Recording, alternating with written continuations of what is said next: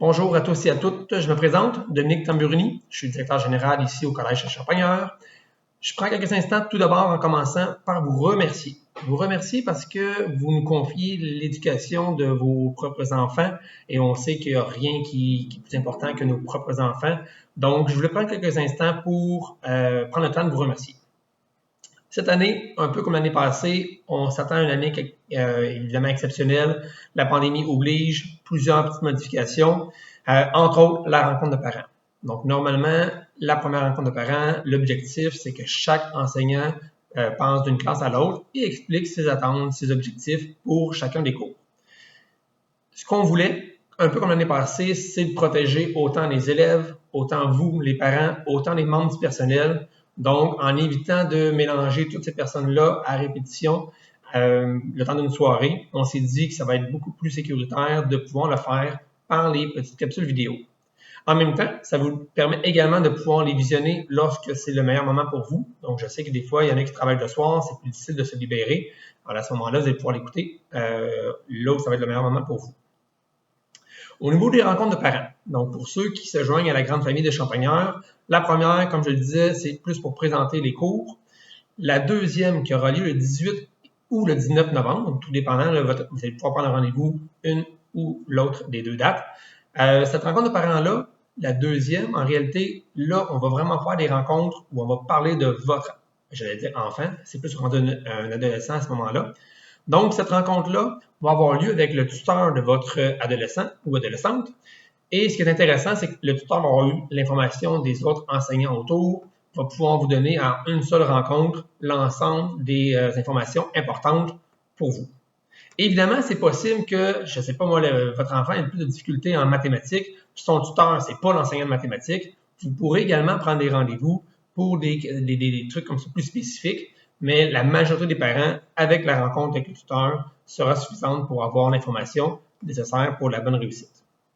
Il y aura une troisième et dernière rencontre de parents le 10 février, où est-ce que là, on va essayer de privilégier les élèves qui sont en difficulté. Nous avons eu les résultats de la première étape, et là, tout le monde va être invité à cette rencontre de parents-là. On essaie de privilégier les élèves qui sont un peu en difficulté afin de favoriser leur réussite. Dans tous les cas, ne vous gênez pas de communiquer avec nous. Vous avez des questions, vous voulez qu'on travaille. C'est un travail d'équipe, l'enseignement. Donc, la maison, l'école et les élèves, évidemment. Les trois ensemble, on forme une équipe et c'est comme ça qu'on peut favoriser la réussite des élèves. Donc, c'est pour ça qu'on vous encourage à communiquer avec nous, que ce soit par le portail, que ce soit par le téléphone. Ne gênez-vous pas, on est là pour ça. Un autre des objectifs de la soirée, c'est de pouvoir mettre un visage sur un autre, d'avoir la chance de pouvoir voir chacun des enseignants. Il y a quelques nouveaux visages, donc même pour les parents qui sont avec nous depuis plusieurs années, vous allez pouvoir découvrir les nouveaux enseignants également qui se joignent à l'équipe. Étant donné qu'on a grossi, on a quand même passé de 205 élèves à 282. Bien évidemment, là, il va y avoir des nouveaux enseignants, donc vous allez pouvoir apprendre à les connaître. Tout comme vous allez avoir également leur mode de fonctionnement en classe et leurs attentes. Un moyen de communication, tantôt je vous parlais de communiquer avec nous, qui est super important, hyper efficace, c'est le portail.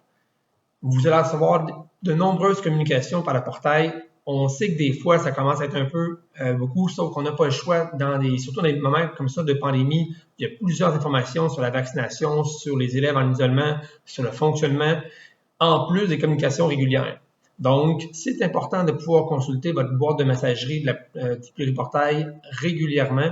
Vous allez pouvoir également y trouver plein d'informations comme les résultats scolaires, les travaux à remettre, les dates des examens, les comportements autant positifs qu'à améliorer. Donc, c'est vraiment un outil de communication idéal pour pouvoir faire cette communication-là entre vous, nous et les élèves. Gênez-vous pas et surtout prenez le temps de lire les différents communiqués. C'est toujours une information qui est hyper importante et d'actualité au moment où on l'envoie. Vous allez trouver également par le portail le plan des apprentissages. Donc, plutôt que faire comme anciennement où il y avait un plan annuel, là, étant donné qu'il y a des élèves qui peuvent être en isolement dû à la pandémie, dû au cas positif, tout ça, les plans des apprentissages vont permettre de connaître qu'est-ce qui sera vu la semaine suivante. Donc, normalement, c'est envoyé le vendredi et ça vous indique quelles notions qui seront vues dans chacune des matières la semaine suivante. Ce qui fait que votre enfant, supposons qu'il est en isolement, oui, il va pouvoir suivre ses cours à distance, mais en même temps, il va également pouvoir voir un peu quelles notions qui seront vues.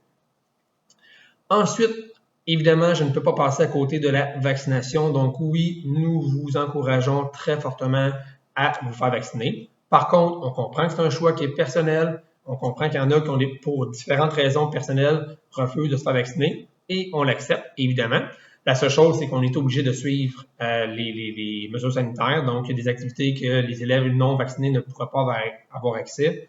Tout comme si on vient qu'à avoir 2 élèves d'une même classe qui sont déclarés positifs, à ce moment-là, tous les élèves qui ne sont pas adéquatement protégés, donc 2 doses ou bien une dose avec la COVID, à ce moment-là, ces élèves-là qui ne sont pas adéquatement protégés, malheureusement, devront faire l'enseignement à distance le temps de la période d'isolement, alors que ceux qui sont complètement protégés, eux, pourront demeurer dans les classes pour l'enseignement. J'en profite justement pour vous dire, bon, la majorité, vous m'avez déjà envoyé la preuve vaccinale. Donc, on vous demande si ce n'est pas déjà fait et que vous avez fait les 2 vaccins, donc les élèves l'ont fait, on vous demande de nous envoyer la preuve vaccinale, soit le code QR, soit la feuille qui indique les 2 rendez-vous. C'est correct dans les 2 cas. Par le portail, il y a un endroit où vous pouvez y aller. Sinon, juste envoyer un message par le portail et de joindre la pièce, le code QR. Et à ce moment-là, nous, on va pouvoir inscrire dans nos dossiers comme quoi que l'enfant est adéquatement protégé. Et c'est ça qui va faire foi de quoi pour savoir est-ce que l'élève reste à l'école ou non dans le cas d'une éclosion. Donc, c'est vraiment important, 1, oui, la vaccination, et 2, de nous envoyer la preuve vaccinale pour avoir accès aux activités parascolaires, pour avoir accès aux activités midi, et surtout pour pouvoir rester à l'école si jamais il y a une éclosion, ce qu'on ne souhaite vraiment pas. Autre chose, c'est au niveau des symptômes. On vous demande vraiment votre aide. L'année passée, il y a eu uniquement 2 classes qui ont fermé sur l'ensemble de l'année. Donc, c'est pas beaucoup et c'est principalement grâce aux élèves et aux parents. Donc, les élèves respectaient les règles sanitaires au niveau du lavage de main, au niveau du port du masque en tout temps. Honnêtement, ils ont été excellents. Et les parents, vous nous avez également aidés parce que lorsque les élèves avaient des symptômes, on n'était pas sûr. Les parents gardaient les élèves à la maison. Et c'est ça qui a fait en sorte que dans plusieurs cas où il y a des cas positifs, l'élève est en isolement, mais pas le reste de la classe parce qu'il n'était pas à l'école au moment où dans la période de contagion. C'est pour ça qu'on vous demande encore de votre aide là-dessus. Si moindrement votre enfant a des symptômes, s'il vous plaît, gardez-le à la maison. De toute façon, c'est comme l'année passée, nous, aussitôt qu'un absent, on démarre le Teams, donc l'enseignement à distance. L'élève peut suivre en direct son cours. Il peut également poser des questions, interagir avec l'enseignant pendant le cours, ce qui fait qu'il n'y a aucun problème à ce moment-là. Et si jamais il est malade, tout ça, ben, il peut reprendre le cours parce que les cours vont être enregistrés, ce qui fait qu'il va pouvoir le réécouter plus tard. Donc, c'est vraiment important, s'il vous plaît, j'insiste, c'est la 3e fois, je pense que je le dis en 2 minutes. Si vos enfants ont des symptômes, gardez-les à la maison. C'est pas le temps de donner du Tylenol pour que la fièvre ne paraisse plus. Pas en une pandémie, c'est vraiment pas une bonne idée. Et l'année passée, ça a bien fonctionné grâce à vous, entre autres. Donc, on vous demande encore une fois votre soutien. Je vous parle quelques mots du programme de tutorat. Donc, au collège, encore une fois, l'ensemble des élèves peuvent choisir un de leurs enseignants pour le programme de tutorat. Ce programme-là, l'objectif, c'est de créer un filet social. Un filet pour que la plupart des élèves, là, toute l'année, ça va bien aller, ils n'auront pas de difficultés hors de l'ordinaire. Donc, pour eux autres, le programme de tutorat, en réalité, il n'y aura pas eu son utilité majeure.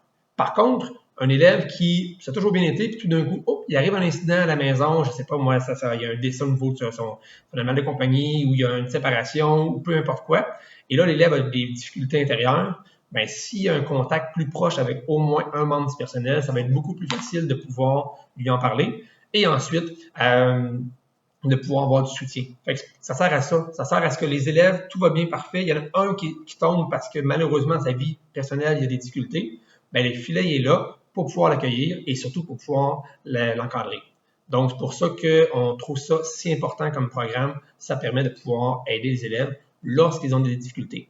Et évidemment, on souhaite qu'il n'y en ait pas, mais on ne sait jamais dans la vie quand des situations particulières peuvent arriver. Ça m'amène à parler un petit peu de l'équipe.